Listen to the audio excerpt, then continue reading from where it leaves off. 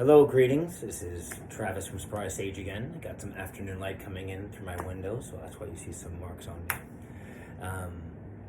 This is a series I'm about to show you for your lower leg, and it's a series I use with most of my clients because they have lower legs that need work, and especially for people who are concerned about balance and various other things, but also for athletes as well who might have some gaps in their basic motion of their legs. So I'm going to move the camera down so you'll be focusing on my legs, but just know that I'm up here talking to you at the same time. Okay, so without further ado, we'll bring it on down and you'll hear my voice and do things in the sequence that they're given, because specifically with most things you want to activate your sensory system, your skin, and the muscles underneath before you start to move them. So the first part's going to be me kind of brushing my foot with one foot with the other leg, and then the next part is a little bit of a nerve glide to make sure the nerves are kind of fired underneath there, and then some simple foot motions and ankle motions specifically to get you going. Okay, here we go.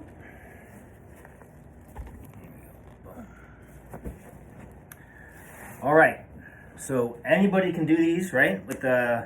Got your lower leg here, take your left foot, rub the top of your right foot. Right, so I'm stimulating the bottom of this foot while I'm stimulating the lower leg of the opposite leg. So the toes, the front of the ankle, front of the shin, even to the knee. I'm going to come to the inside and do the same thing. Right, and now I'm going to use the ball of my foot to get into my arch a little bit. I'm going to use my heel to get into the side of the Achilles tendon. Bring it back up a little bit more. Take the back of the foot. Now I'm massaging out, rubbing out the top of this foot, rubbing out the back of the knee, behind the calf. And then I'm going to hook around like a figure four with my legs, and I'm going to go down the outside again around the Achilles tendon, around the malleolus, the lateral bump of the ankle, all the way through here as best I can. Do the same thing on the other side.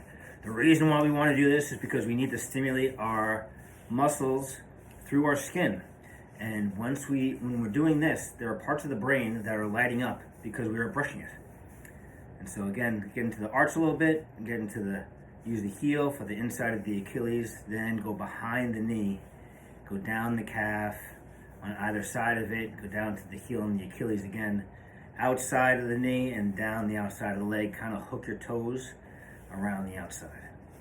And that's the sensory portion of the exercise. Now comes the nerve glide part. This is kind of goofy and something you probably haven't seen too much of. You're going to turn your knees internally rotate as much as you can. Your toes are going to touch and your heels are far apart. This is actually easier, not on a Swiss ball that I'm using, but easier on a chair. So rest assured you can do it on that.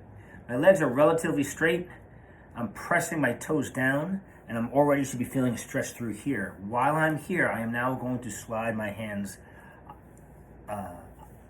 down the opposite shin and leg. And as I do that, I'm going to feel this not only in the tops of my feet here, but behind the knees a little bit, and also in my lower back, depending where I'm tight up top. Right? Back and forth. Now I got two more positions for the feet. I'm going to flex my toes up and in. And still turning in. I'm tilting my ankles inward, inverted in a way, and I'm going to go back and forth again, still sliding back and forth. Don't overdo it. Just go to the point where it feels slightly uncomfortable and you get a little pull down the legs. You're going to feel this more in the calves and more higher up in the ankles. And now here's the tough one. I'm going to go knees in still, flex my ankles up, and then tilt my ankles outward. So that they're not outward all the way because my knees are turned in all the way. This you're going to feel definitely in the soles of your feet. And you might feel the contraction through the shins here because I'm working hard to keep that going. Knees are still turning in back and forth. Great. Very simple. You definitely got that going on. Finally, while I'm here, leaning forward here, I'm going to do some big ankle circles. Woo. My knees stay relatively in, even while I bring my toes in and up and out and down, moving from the ankle and then reverse directions. The more I can slide my toes on the ground, the greater range of motion I'm getting in my ankles. Great. That might be a little bit intense for all of you, but notice how warmed up your ankles feel already. So now, from the side, when you're sitting in your chair, you really want your feet as much underneath you as possible. So not out here really, but pretty much as much flexion in the ankle as possible, as long as you can do that with your chair seating. You're going to use your hands. You can use a pillow. You can use a blow up ball or something like that. Anything that maintains the space between your knees, because we're focusing on your ankle motion here. I like to use 2 fists. Have my knees placed gently there. Maintain the pressure there no matter what I do with my feet. I'm not going to simply rock onto the balls of my feet and my heels. I'll do this from the side afterwards. This is pretty simple. Now I'm going to come to the outsides and the insides of the feet. Now some of you will notice that one foot does this better than the other. Like my right foot can roll out better than my left. Right? So that's something that I just know I have a little less mobility in the outside of my left foot. You want to pay attention to these things because the more you are symmetrical, the less your brain has to try to figure it out when you move. Right? So I did left to right, I did front to back, pretty simple. Now I'm going to go into the balls of my feet and have my heels do big circles. Notice how my knees are staying in contact with my hands. This is a big part of activating the legs.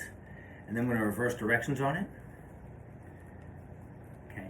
And now I'm going to do a little bit of a figure 8. I'm going to come straight up, out, down the outside, come back to the middle, up, heels drop inward, and then down.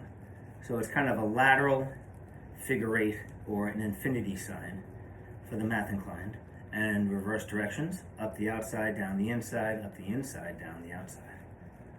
Good. All the while my balls and my feet are trying to kind of stay stuck in space as I'm doing this.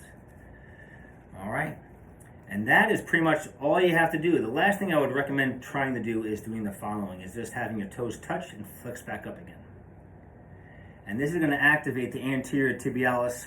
These muscles in the front are really crucial, not only in preventing plantar fasciitis in the back and the bottoms of the feet, but also in stabilizing the knee, and so it can function well. So just doing some toe taps there, you're definitely going to get some fatigue there. If you want to go ahead and stretch it out afterwards, you can go both ways. It's a very simple lower leg activity. So from the side, I'm here. You can't really see, you can go front to back, right? Front to back.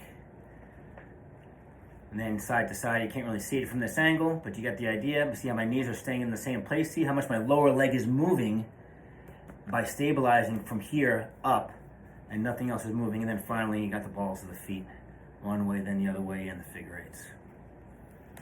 All right. And there you have it. That is the very simple, straightforward lower leg activation techniques that I share with my clients all the time. They report back with some excellent balance improvements and feeling just more grounded in their feet, and they feel like their feet and their ankles and their lower leg are active. A lot of times it helps out their knee and their hip pain and all the way up the chain. All right? So every time you take a step after doing an exercise like this, even when you're going out for long walks or maybe going out for your jog, doing some of these exercises might really be beneficial. Check it out. Let me know how it goes, and looking forward to hearing from you soon. Again, this is Travis from Spry Sage. Take care.